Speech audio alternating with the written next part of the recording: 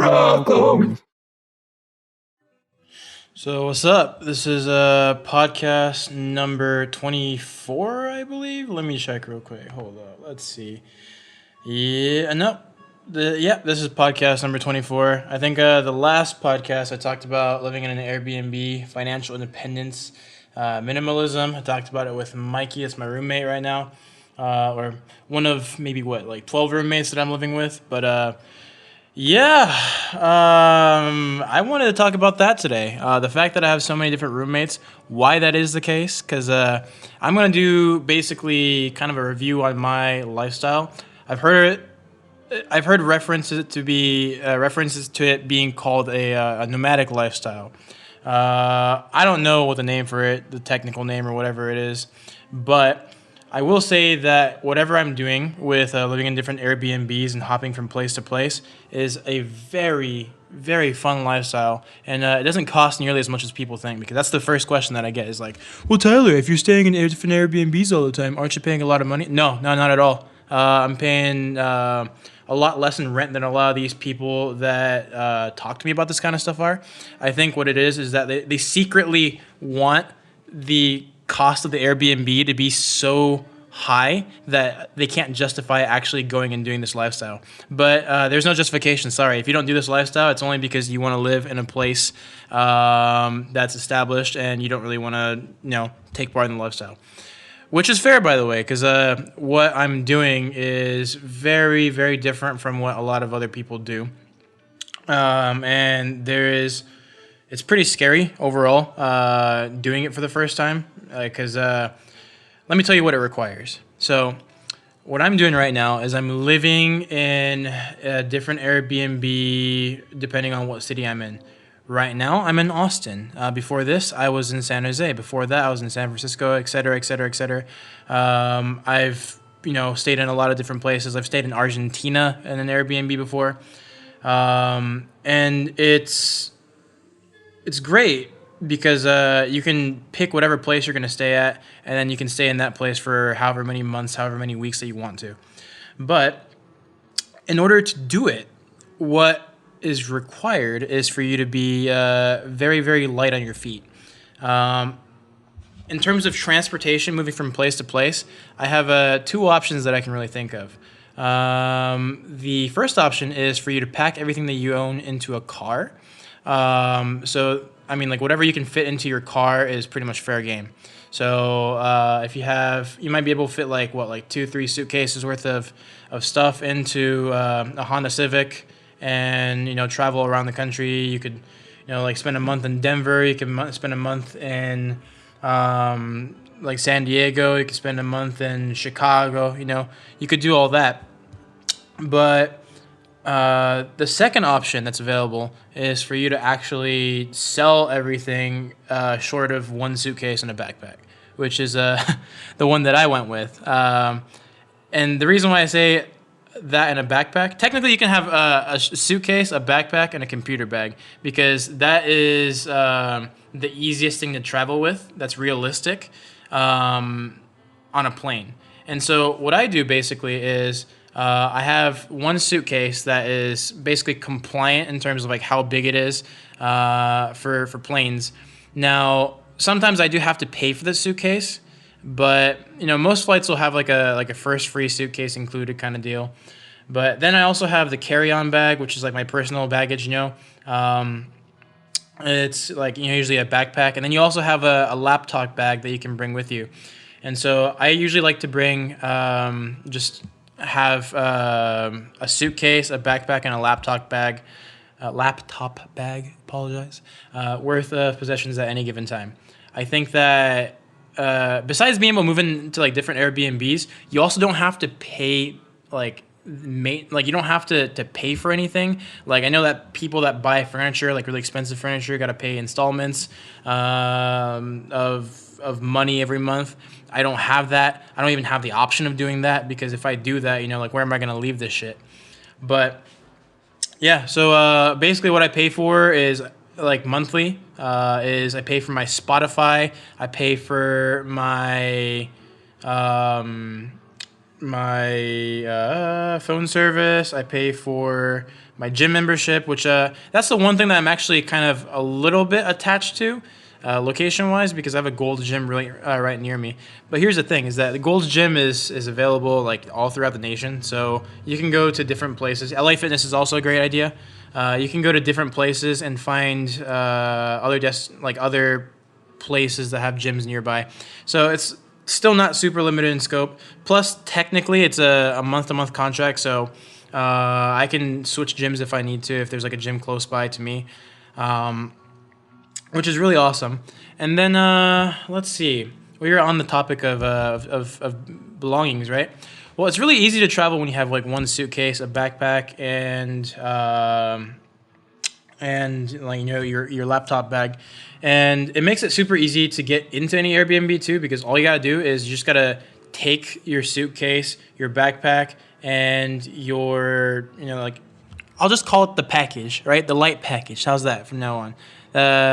But you can just take like your package, like all of your stuff, and just it's easy to move into an Airbnb. You can just kind of like have your, like, if there's no closet in the Airbnb room that you're staying in, you can just use your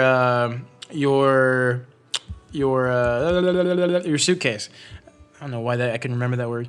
Your suitcase as a wardrobe. You can use it as a place to keep all of your clothes. You can just fold them up and put them in there, and then usually when you go to these places though, like you have a closet of some sort. It might be like a shared space, but you like where you share it with like a couple other people. But you can usually hang your stuff up. I also don't recommend bringing like hangers and things like that because it just takes up more space.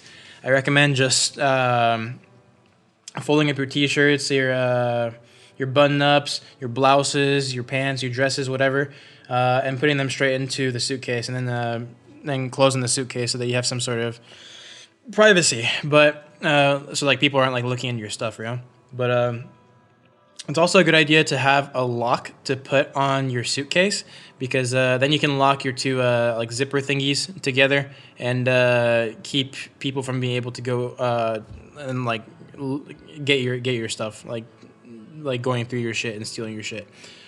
Which has happened to me before, by the way, so be careful with that. Always keep your valuables in a very safe place. That's why I recommend the lock. Now, I have all my important documents that I put into one little pouch thing. It's like a little pouch thing that I got on Amazon. And what it is like just a place where I can centralize all my important documents, my immunization, my medical records, my passport, my social security card, all that kind of shit. I put it into one little folder, and I have that in my suitcase as well. And just the most important part about this entire thing is only keep your essentials. Only keep your essentials. Get rid of everything else. Like, just what I did was like I did the most cathartic thing in the world, right? By the way, my roommate's playing guitar right now, so if you can hear that, that's Chris over there. But it's really cathartic because I remember I was in Oklahoma City, is 2018, I think, and I had just quit my job at the Apple Store, and I was moving to San Jose, and I had already like planned to move to San Jose with a suitcase and a backpack, basically. But the most cathartic thing ever was going through all of my possessions and just putting them into little bags that I was going to donate to Goodwill. So I had I had like a Hawaiian shirt. I remember I had my graduation like cap and gown. I had like all these like sweaters and jackets and shit like that. I had beanies, hats, all this kind of stuff. Books too. That I had, like, these are my possessions. And the thing is, I didn't have much to begin with because coming from Japan, I had to go back overseas, like back to Japan like every summer, every winter. So I actually had like not much to begin with. I didn't have very much, but I had a lot less than most people, but I still had to cut down quite a bit. I probably had maybe like 3 to 4 suitcases worth of shit. And by the end of it, I only had 1 suitcase worth of stuff. So I remember I went and bought a Goodwill, and I got and I just got to the donation center. I just dropped off a bunch of bags, and just never looked back. And just got rid of all that shit. And looking back, man, like even if I go and live in an apartment later on, like I actually sign a lease, I really enjoy the fact that I don't have anything because I hate furniture shopping. I don't like buying things. I don't like buying things. I don't like things very much. I like experiences. I like being able to travel and go places. I value freedom a lot more than commodities. So when it comes to my possessions, I don't give a shit, right? I know not everyone feels that way. Like maybe like they really do care about like owning stuff, but I really don't. But at the very least, the value proposition here, like the reason for why you would get rid of all this stuff is freedom. It's really for freedom because when you have less stuff, you're more free. You don't have to work at maintaining like doing maintenance on the stuff that you own. Like like if you have like a couch, for example, right? And this couch breaks. Now you have to fix it. You have to get someone to fix it. You have to get rid of it and get a new couch. You gotta do shit like that. I don't own a couch. I rent an Airbnb space that allows me to just have furniture at whatever place that I'm going to. I don't have to hold it. It's really, really great that way. It's really easy. Now, what I was talking about earlier with Airbnb prices, let me tell you, a lot of people think that like a lot of people's impressions that they have over Airbnbs is predicated on whenever they took like their vacation trip to LA and they ended up paying like $300 for like 2 days in an Airbnb. Well, yeah, because the thing is, like, you're taking a short trip and you're trying to get a nice place to stay with, like, I don't know, like your partner or like your friends or something like that. But man, I stay in like the most budget of places. Like I have like a shared bunk room. Well, not anymore. I right now I'm staying in a private room because I make phone calls all day, so it is a little bit more expensive than the usual places I stay at. It's still not like an unreasonable price. It is actually still quite cheap. But I mean, I've been in rooms and spaces as low as like $11 a day. That was in Argentina, so that's a little bit unrealistic in the U.S. But in the U.S. and the place that I'm staying at right now, if you just got a bed, you can pay $400 a month. $400 in Austin, Texas, one of the most expensive cities in the U.S. $400 here just to live. So it's not very much at all.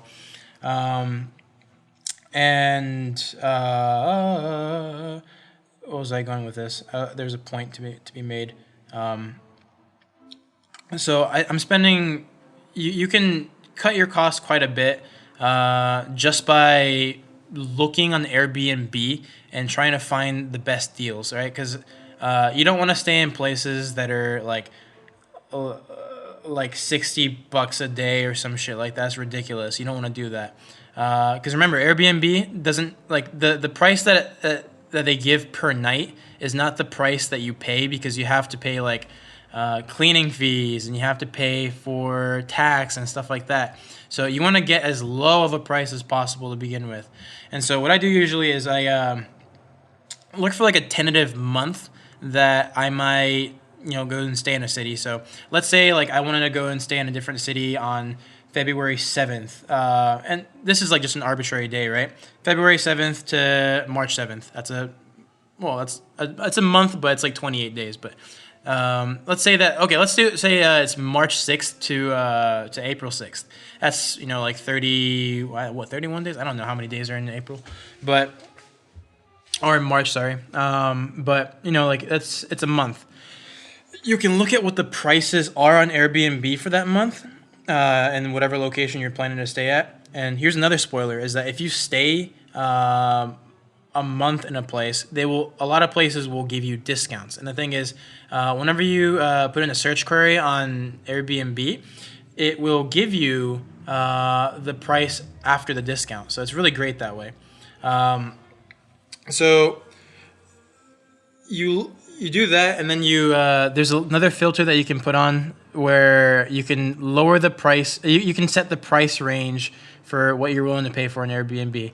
I put it and they have like a graph that shows like where all the distributions of the prices for the Airbnbs are.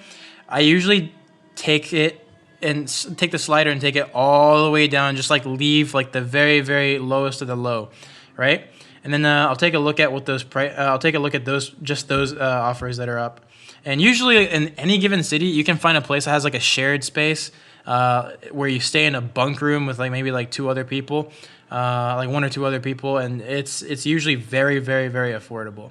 I mean, if you're in like a smaller town, I'm in Austin. Austin's pretty expensive, but if you look at, I don't know, if you go to, let's say like Cleveland or some shit like that, I'm sure you can find some place that's even cheaper than in Austin, right? Or you might be looking at Denver. I saw some places in Denver. I saw private rooms in Denver that were like $600-$700 a month, which is ridiculous. And not to mention, like, you don't have to put a deposit down ever. You don't have to pay for utilities. You don't have to pay for anything. So the thing is, you might think, okay, well, this is like $100 more than what I pay right now. Yeah, but how much are you paying on like your furniture, your utilities, and things like that? I'm not paying shit, right? I don't have to worry about that because it's all included in the cost. I don't even have to buy my own toilet paper. I just come home and I can just use the restroom however the fuck I want.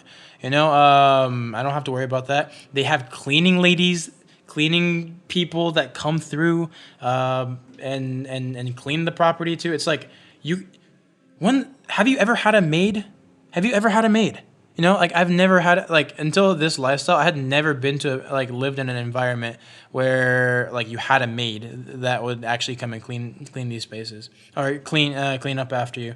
Now, let's be decent human beings and like not make a fucking mess for the maid, right? But the point stands. It's like there's like a person that'll come and mop the floors and things like that in all these places. And it's really fantastic that way. And you don't have to spend. And the thing is, the greatest part about this is that you don't have to spend time on cleaning anything. You don't have to spend time maintaining anything. You don't have to fix anything, right? Like sometimes, like whatever community that you're staying at, you'll come together and like you'll fix a problem that exists or something like that, right? Because the thing is, like, these are kind of like semi long term like they're like kind of like midterm places. Like you might stay at each of these for like a couple months at a time, but like it's.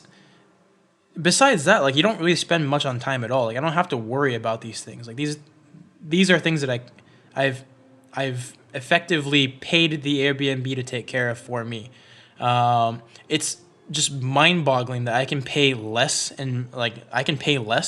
I can get more value, and I could also have the freedom of being able to go from place to place. And like, I don't have to put a down payment down or anything because it's just the Airbnb that I'm paying for. Only thing is that instead of I have to pay for the month, I have to pay for the rent ahead of time. So I have to because you have to book the Airbnb in advance. And another thing that's a little frustrating sometimes because you can't pay your month. You can't pay like rent for like the month that you stayed like after. But you shouldn't be living paycheck to paycheck anyways. With that being said, like this kind of lifestyle, I think. Really right now with COVID and everyone working remotely, there's a huge opportunity for you to do that, especially if you work remote. But another thing is that like if you have like an online business or some shit like that, you can absolutely stay at an Airbnb and do what I'm doing right now. If you have like so many passive income streams already that like you're just able to live off of those streams, hell, dude, like, what are you waiting for? Like, maybe you're so rich that you can just like afford to stay in hotels and stuff. And yeah, that's great. That's fair enough, right? But the thing is, like, for like a layman, like a normal person like me that can afford like normal things, man, this Airbnb lifestyle is a lifesaver. I want to hear some feedback on this. I have a question for you. Where should I go and stay next? Because the thing is, I'm gonna be like Austin's gonna be like my home base, and I have like this community that I'm staying with right now. It's quite nice. It's quite great. I love the people here, and like whatever's around, like everything that's in the vicinity is really like walkable. It's really nice, but I am thinking about doing a trip to a different city in the U.S. for a month. What city should I go for? Here's the criteria for me, right? Because I don't have a car, like we talked about. So I really need to go to a place that has good public transportation. And I want to go to a place that is not too expensive, right? Like like Austin's pretty expensive, but it's like affordable. But I really don't want to be paying like prices like I was in the Bay Area, like in California. With that being said, like I was able to talk to, I was able to get like an Airbnb bunk for like $700 a month, which actually is very expensive because, but for this for California, not very expensive at all because they stuffed like four people into a room, so they essentially got like like $2,000+ out of revenue out of every single room. So they were able to keep the get pretty good profits out of even though they were offering pretty low rent, because they just put so many people in there. But what I'm looking for is like places that I've been looking at so far have been Denver. I've been looking at Denver because I think that would be a really cool. It's a cool city. Like it's one of the like Colorado was one of the first states to legalize weed. There was the whole thing with decriminalizing. I think it was psychedelics, right? It was decriminalizing shrooms, I believe. But like there's that. There's the mountains. There's the I don't know. It seems like a place that I really want to go to and visit. I get the idea that Colorado would have a really nice culture. And I mean, because I stayed in Buena Vista up in the mountains. Buena Vista is a little town in Colorado, with my grandparents in a little RV park in their RV on the floor with my brother for at least 2 summers. I've done that, but and this is back when I was in Japan. I just spent the summers sometimes in the U.S., but I would like to like Colorado seems like a nice place. I've also looked at Atlanta. I think it'd be really cool to go to Atlanta because again, like a huge cultural destination. And under regular circumstances, more places on the East Coast too. Like I pay a bit extra money in rent to live in a place like stay in a place like New York for a month, or Boston. That'd be great. But and then Canada's also off limits because we can't go there right now, unfortunately. I'd love to go to Vancouver, Toronto, Montreal, Quebec. Like all these places would be awesome. But and then I can't go to New Mexico. Because New Mexico's pretty much quarantined the hell out. And then I've been looking at Arizona as well. Tucson, Phoenix. Been looking at Salt Lake City. Been looking at Minneapolis and St. Paul, that area. Been looking at a lot of places. Florida's a little bit expensive as well, but if enough people request it, or not request it, but like suggest it, then I might do Florida. Possibility. Tampa. No, not Tampa. Probably not Tampa. Probably Miami's probably the place to go if I were going to do Florida. But yeah, I mean, I'm looking at multiple different places right now just because, I mean, I have this freedom right now. It's like, it'd be stupid to not take advantage of it, right? And that's the whole idea. That's the value proposition when it comes to living this lifestyle is that you can travel fucking anywhere, dude. And this is really for remote workers. I mean, like for people that, and by remote workers, like that includes like the people that are working in business as well, or that have their own businesses at home, as well. And and also for like maybe a small group of people that listen to this that actually have like their like passive income figured out, enough to actually have already retired. But yeah, I'm trying to think of more things that go into the Airbnb lifestyle. It's really great because under other circumstances, like you really can work in different countries as well. Like you can travel out of the country. Like you can travel to, like Danny's in Portugal right now. With my job, as long as I'm willing to wake up at weird times of the day, I can go to Portugal and I can work my it'd be 8 to 5 Central Time here that I have to work, right? But that might translate to like me waking up like early, like really, really early in the morning, like waking up at like 3 or 4 or something. I don't know what the time zone difference is exactly, which you think I should know, right? Because me and Danny have been doing this for a while. But But yeah, like as long as I'm willing to put up with the time zone difference and wake up at different times of the day, then I can travel different places too. It's really great in that way. And for remote workers that have like a set time like me, Mexico is also a valid option. I can go to anywhere in Mexico right now too because Mexico is not super strict with their quarantine thing. So I mean, I have a buddy that moved to Merida, Mexico, and then like another popular destination might be like Mexico City. You might look at like Monterrey or something. You might look at like different cities, in Mexico as well. You can do other parts in Latin America too, because again, the same time zone. As long as you're as long as as long as these countries are open to taking foreigners right now during COVID, you can go to these places too.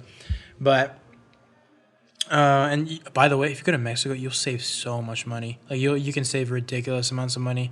Like if you go to like Mexico City and then you're paying like 200, $300 a month to live in a bunk, like I know, like call it sketchy, right? Like you might like I understand that it might sound sketchy or something like that, but like legit, you can live in Mexico and save a whole lot of money doing this, as long as you're willing to put up with like the risk of it.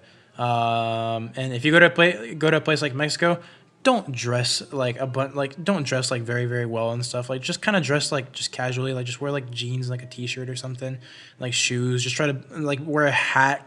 Kind of like try your best to blend in. Like don't dress super well because then you'll get targeted, right? It's not like and so like if you as long as you do that and like you don't like do stupid shit at night, like you should be safe in Mexico from what I understand. Like definitely don't go in a dark alleyways and shit. But that's the same in any city, by the way. Don't do that. Don't go into to alleyways like that. But anyways, getting back on track with places that I could go to. Yeah, just let me know in the comments. I think the best way to contact me would probably be through the on Instagram. The Broke Homies Instagram is Broklahomies Podcast. It's just BROKLAHOMIES PODCAST, Broke Homies Podcast. Just let me know there. Oklahoma City is also an option because it's like home base for me as well, because I have like all my friends there, right?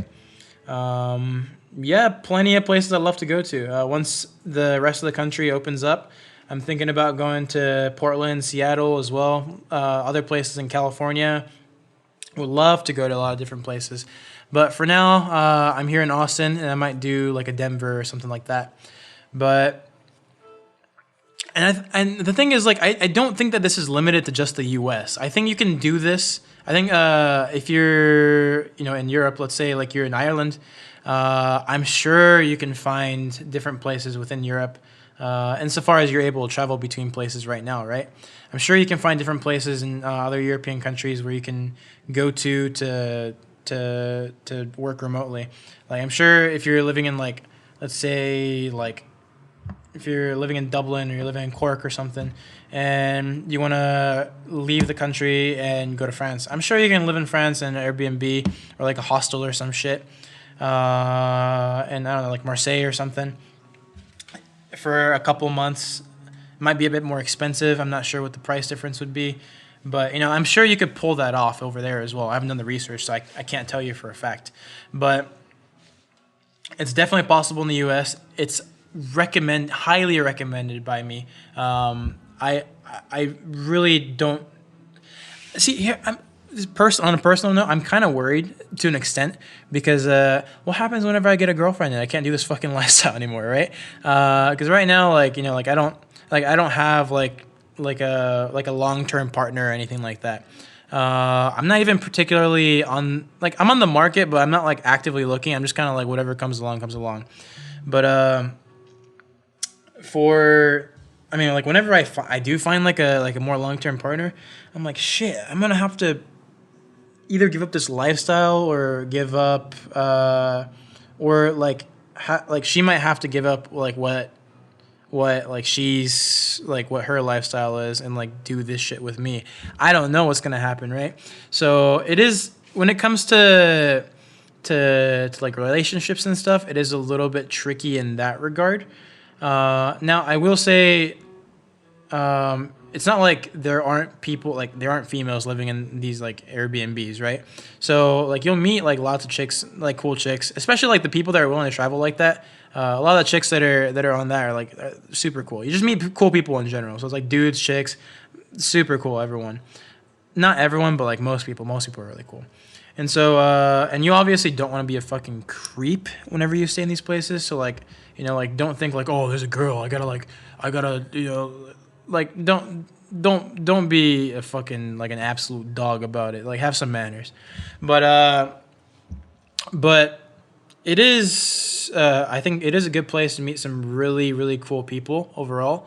And when it comes to relationships, make sure that make sure that you know that. Remember that for future reference, if you do end up taking this lifestyle. Another concern that I might have, your parents might be worried about it. Like assuming that your parents are like super, super invested in your life and like your well being, which I'm hoping that your parents are, right. My parents certainly are. And so I think that there is a slight bit of worry that you might cause them. What I gotta say about that is, it's your fucking life. Do what you want to fucking do. So like I understand, like like you don't want to like, you want to make sure that your parents are like know that you're safe and everything. So what your task is here, if you're gonna do this lifestyle, is to make sure that you communicate to them exactly what you're doing. Communicate to your family members, your friends, exactly what you're doing. And make sure that they understand that you're doing it not without information. You're doing it with a plan in mind. With that being, and another thing is like you have to let your employer know as well. I think that letting your employer know that you're traveling to a different place is kind of important, because I know with my employer, if I were to move somewhere, I would have to tell them, because one of the caveats of working at where I work is I have to be a resident of Texas. Now, there are ways to get around it. I'm sure they make exceptions for certain people, but under certain circumstances. But the primary objective is for everyone to be in Texas, right?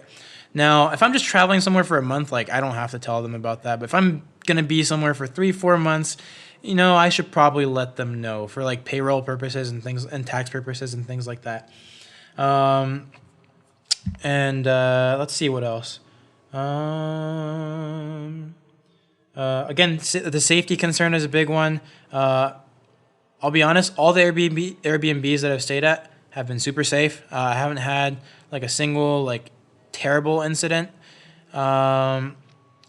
I think one time there was a dude that was staying upstairs from me that was a little bit sketchy, but the Airbnb host like took care of it immediately, so it wasn't like a crazy deal. Like there haven't been like like shootings or knifings or anything like that. I can't even think of like fist fights that have happened. Everything's been pretty peaceful at these Airbnbs for the most part.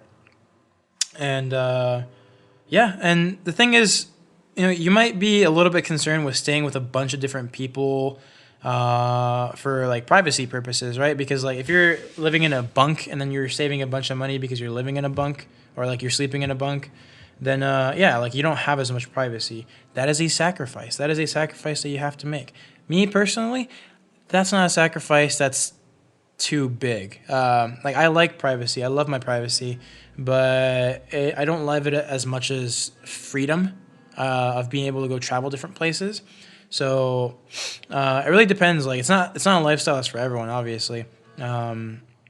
If you want to live in a more established environment and you don't want to have to travel a bunch of places, for a lot of people, traveling to different places would be like a drain on them. For me, it's an opportunity, right? So do know that there is a privacy thing. You have to be very orderly and organized. It takes a lot of discipline to keep your baggage below like one suitcase, a backpack, and like a computer bag. it does take quite a bit of energy to do that, because whenever you buy like a new jacket or something, you have to get rid of a t-shirt and some socks and a beanie, right? Like you have to make sure that you allot enough space to be able to put whatever you buy into it. So you have to be very, very conscious of that. I recommend, like, the one problem that I had is that I had too many coats. I have 3 coats with me right now, which is like, I'll be honest, it's way too much. I should really only have 1 coat. And then let's see, with shoes, I've done a pretty good job with shoes. I only have like my boots, which I wear whenever I travel, right? And then my like my dress shoes for like just for interviews and stuff. My casual shoes, so that's like 3 pairs of shoes, and then I have soccer shoes, which is like 4 pairs, but that's not really that bad at all, I don't think. Honestly, like, what I could do is I could get rid of 1 pair of shoes that I have. I'm sure I could probably get rid of either the boots or the casual shoes. I'd probably get rid of the boots before I get rid of the casual shoes, because because the boots take up more space to begin with. With that being said, 4 will fit in your suitcase just fine. Make sure that if you're a dude, have a suit. If you're a chick, have 1 very like formal interview type attire, like outfit. You know, like you have like 1 like really nice like skirt for like interviews, right? And like a nice blouse or like a top that you can like, you know, like to look business ready. That's important. And then having those shoes, like I said, like the formal shoes. And then let's see, having maybe like a hat or a beanie, but like don't have like a bunch of that. Like you don't need more than like a hat or 2, right? And then you also have like other things. Like I have my college diploma, which I don't even know if it's valuable at all anymore, to be honest. But I have that with me. I have a folder. I have a folder with like all of my notes that I've taken for like anything that I've studied for, which is, you know, like I just kind of have like that with like all my like side hustle, broke homies related stuff. And then I also have my my side hustle like portfolio thing. So like basically what it is like a folder with all of my like marketing projects that I used to work whenever I was in the Bay Area. All right, I have that. What else do I have? I guess now I got my work laptop, so I'm going to have to get rid of more shit, which is kind of funny, I think. I have 2 laptops, which take up a lot of space. But like for the most part, like I don't have very much at all. Like those are the only things that I have. Like I don't have any furniture. I don't have like any paintings, anything like that. I have like little pieces of art that like people have given me that I can just like fit right in my suitcase. I don't have like too much medicine. Like I just have like the bare minimum. I have like my ibuprofens, like my fish oil supplements and things like that. But I also carry around a little coffee thing. It's not like a coffee maker, but it's like I have a little coffee grinder. And then I have a drip thing. I forget what it's called. It's V60, I think is what it was. But I have one of those things to do a pour over and make coffee, because I really do love coffee. I always need to get coffee, and not every Airbnb has a coffee grinder or not a coffee grinder, coffee maker. So it's really important to have that. Honestly, you don't even need the coffee grinder as long as you get pre-ground coffee. But I like fresh ground coffee a lot more than pre-ground coffee. So that's just a personal preference, but give or take, right? Honestly, like it's really not that hard to cut down on the shit that you have. Just you shouldn't be hoarding in the first place. Like I don't think that you should really have more than, and this is my personal judgment, right? Like with the exception of like maybe like a couch and like a couple of like of appliances and furniture at home, piece of furniture at home. I don't think you should have more than like 3 or 4 suitcases worth of shit. Like you don't need that much stuff. You really don't. Like even if you have like, if you're into like collecting shoes, like how many shoes are you going to collect, right? And what I'm talking about is like shoes, like collecting shoes for the sake of like the shoes holding value, like not actually wearing the shoes, like having the shoes. You know what I mean?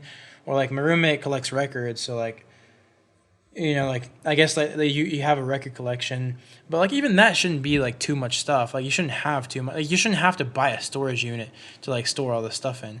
Also, you know what? Another thing that you can do is like if you really don't want to get rid of this stuff, I didn't even think about this until now. If you don't want to get rid of everything, just take the extra things that you have and like see if you can find your if your parents would let you keep it at their place, like in their garage or something. Or like your friends, your like some other friends, if they have like a huge apartment or something, if they'll let you just keep like a storage box in the corner of their closet or some shit like that, because I mean it's not like a huge burden on I don't think on those people. Just like make sure like you take them out to dinner or something like that and tell them how much that you appreciate them, because that is like a favor that they're doing for you. But like realistically, like you don't even have to sell everything. I just did because I don't like the idea of having stuff. I just having stuff is just a very unappealing thing for, like, I don't like things. I've seen a lot more harm come out of hoarding than I have from not having excess shit. I have the basics of what I need right now, and I shouldn't have to. Like I really enjoy doing this a lot more than having my own established place. It might be counterintuitive to some people, but I do recommend that you try it. And if you don't want to actually commit to the lifestyle before you know what the lifestyle is like, what you could also do is you could leave the lease at your apartment, right? I get that you're like already paying for the apartment or like the house or whatever that you're at. And then try doing just a month. Like save up enough to go travel somewhere for just a month and leave your apartment or your house or whatever the way it is. Highly recommended that I do recommend doing that, because you have to pay for like 2 places rent at one time, but it's only for a month, and it's better to do that and see whether this lifestyle is something that's manageable for you in the first place than to just jump straight in. For some people, right? I mean, like I just jumped straight in. I was like, yeah, fuck it, I'll just do it. It worked out for me, but maybe it's not for everyone. And I certainly can't like force people to do like what I'm doing.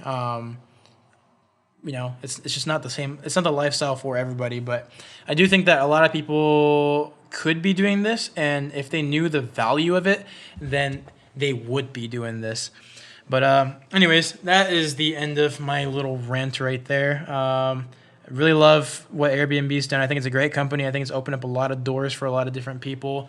And another thing, actually one more thing.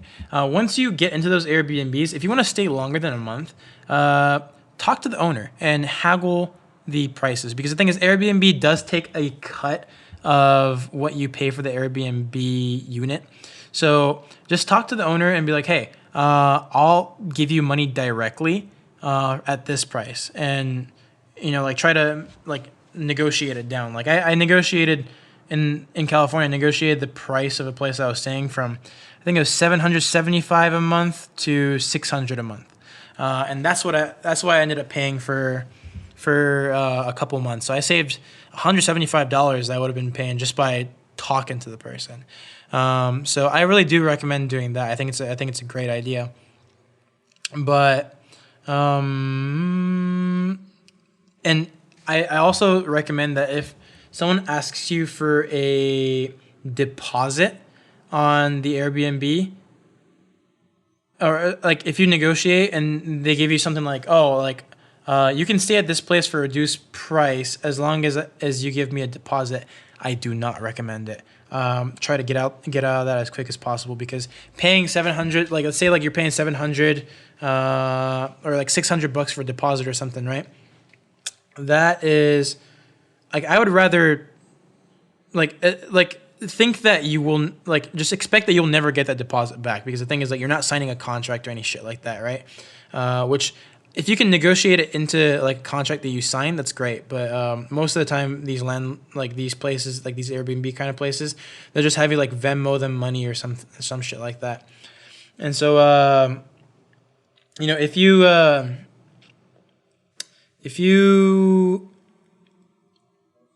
are given the opportunity or the option to get a reduced price for a deposit, I recommend you don't do it because you might never see that money for the deposit anyways. It's safer to actually just, I think personally, right, to pay the Airbnb price at full. Even though, like, again, like a lot of these places will make exceptions, they'll at least take off the value of like what they're paying to Airbnb. They'll usually take that off at least, just to entice you to stay longer. And another thing is that if you like the deposit thing, it's really good to not do that because again, like now you're sign with them to stay with them for like a couple months or something. Like they've got you into a commitment of some sort. And the whole point of this lifestyle is that you have no commitment to anything. You can stay wherever you want and you have true freedom to be able to go wherever you want. And I don't recommend sacrificing that for the sake of a reduced price at an Airbnb. You can if you want to, but I don't recommend it.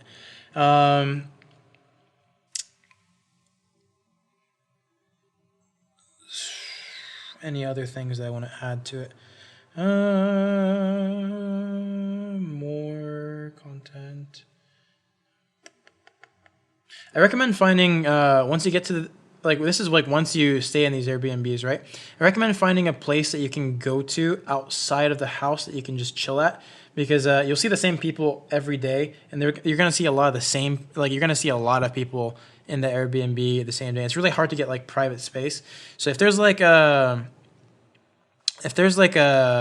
park or something, or like a hiking trail or something like that you can go to just like decompress, make sure you find that early on so you don't get stressed out because you might get a little bit of cabin fever, especially if you're more introverted.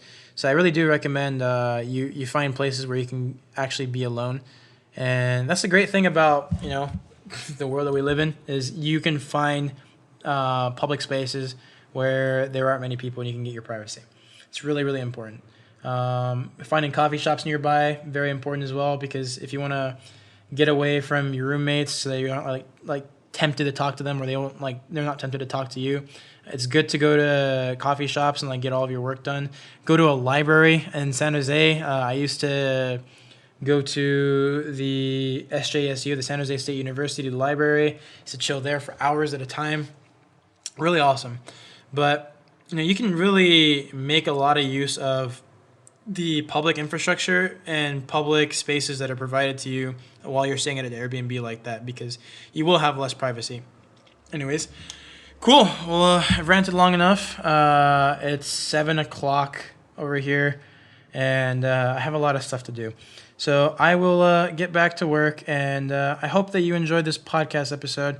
Again, make sure that you give me a response for where I should travel to next. And watch out for the podcast courses that I'm going to be putting out with Danny. I know I've been talking about this for a while now. I do really have to get on it, but I wanted to make sure that I made this podcast episode first because I think that, I hadn't posted for a little while. So I do want to make sure that I'm doing the whole podcast. I'm doing the podcast, prioritizing the podcast before I do the actual course that I'm working on the side. But anyways, until next time, stay blessed. Travel the country, have fun, stay from COVID, and make 2021 your year.